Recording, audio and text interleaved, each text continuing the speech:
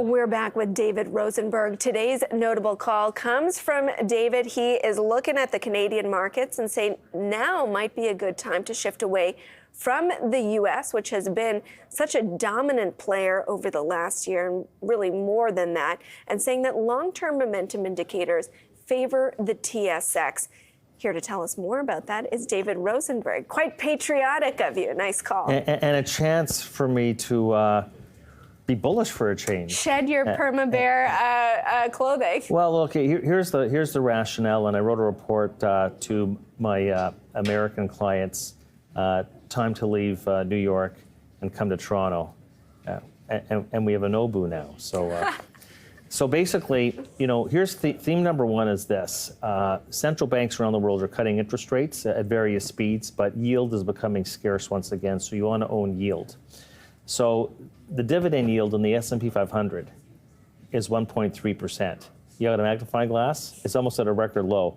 In Canada, it's more like 3.3%. So you pick up 200 basis points over the S&P 500 and the TSX just by virtue of what the dividend yield is going to be providing you. And then we are in a world where there's an excess of valuations across a lot of risk assets.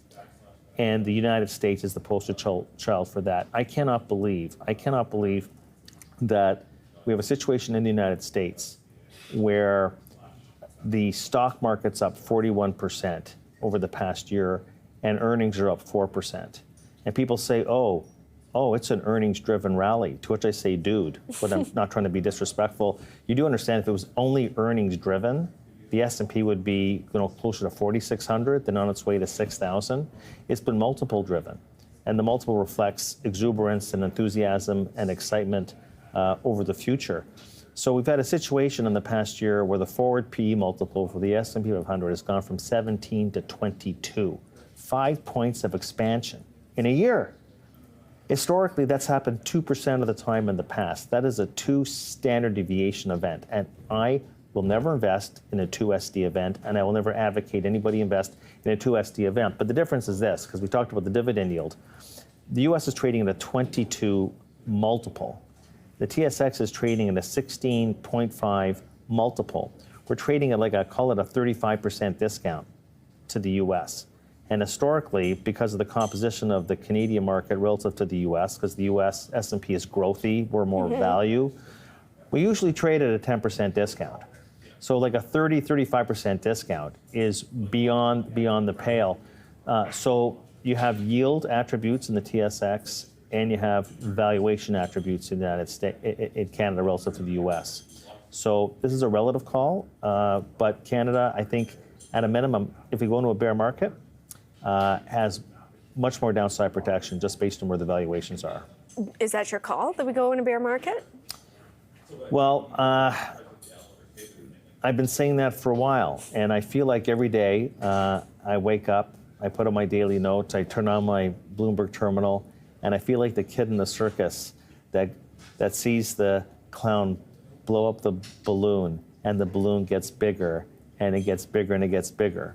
But the balloon inevitably is going to pop. So I just don't believe. I mean, when I'm taking a look at what is the stock market telling you, the stock market's telling you on a 5-year horizon, because the stock market is a long duration asset. The S&P 500 is telling you it's expecting EPS growth for the next 5 years to average 17% per year, which is more than double the historical norm. And the last time we had that 5-year earnings growth estimate embedded in the S&P 500, guess when that was? .com. 1999. Yeah. Precisely. So, what really has me unnerved more in the U.S. than any other market is nobody's rebalanced in this whole bull market. Nobody's rebalanced. Nobody's diversified. Nobody's taken profits. Like outside of the U.S., because there seems to be a rebalancing going on internally. Within the S&P. No, well, that's what they say. Yeah. That's what they say. So, yes, there's been a broadening out of the market. Meanwhile, tech and telecom together still account for the similar share that they did during the dot-com bubble. Interesting that you bring that up, that the price actions broadened, because you know what hasn't broadened? Tell me. Earnings haven't broadened, because earnings in the X Mag 7, You know what they're running at year over year? Tell me. Slightly below zero. Okay, so I want to bring up a point I read in your former shop, Bank of America. They're tracking in these earnings calls the mention of the word bottom. That the mention of the word "we're seeing a bottom" is up 56% from last year, and historically, Savita Subramanian says that tracks an inflection in S&P in earnings.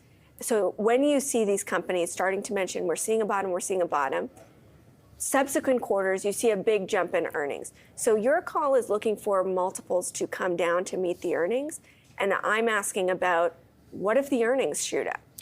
Well, then I got to ask the question. Why, if that's going to happen, why is third quarter earnings right now coming in below expected? Like, the market wasn't priced for 4% earnings growth heading into the quarter. It was priced for between 5 and 8%. Now we're running close to 4%. That includes the very stellar bank earnings that kicked off the season, point number one. Point number two, I would ask, if Savita were here, I would say, so explain to me why it is that fourth quarter EPS estimates, as per the consensus, not by her community, the strategy, but by the analysts themselves, okay? Why are Q4 earnings estimates coming down, okay? And why are 2025 earnings estimates coming down for the past 3 months? Q4 estimates coming down, 2025 estimates coming down, and everybody listens to those same CEO calls that she does. Why are these estimates coming down for Q4 and for next year? And that's one of the reasons why estimates go down, prices shoot up, multiple goes from 17 to 22. By the way, there's no earnings growth in the TSX either. But I guess from your perspective, the valuation is more compelling? Yes, absolutely. Absolutely. So, what I'm saying is that there's nothing more important to me as a starting point for expected returns than the ERP, the equity risk premium. Where is the stock market trading relative to the bond market? Well, the equity risk premium in the S&P 500, okay, it's something I don't think Savita will ever talk about, because I think that, my former shop had a bull on the card, if you remember. But you're talking about a 45 basis point equity risk premium. Like in the United States, and I'm not going to split apart, it's an index, so you can say, well, X-Tech and it's broadening out. Let's talk, the market is the market. You have a 45 basis point equity risk premium. Ergo, as an equity investor, you're either willingly or blindly paying to take on equity risk as opposed to getting paid, compensated. The equity risk premium in Canada, okay, 330 basis points. US 45 basis points. So if you're going to ask me what is the most compelling argument, it's where's the earnings yield, even with the flat earnings profile that you're talking about in Canada, where's the earnings yield benchmarked against the prevailing bond yield or the risk-free rate? Canada has rarely, if ever, been this compelling as a relative value trade against the US than what exists today.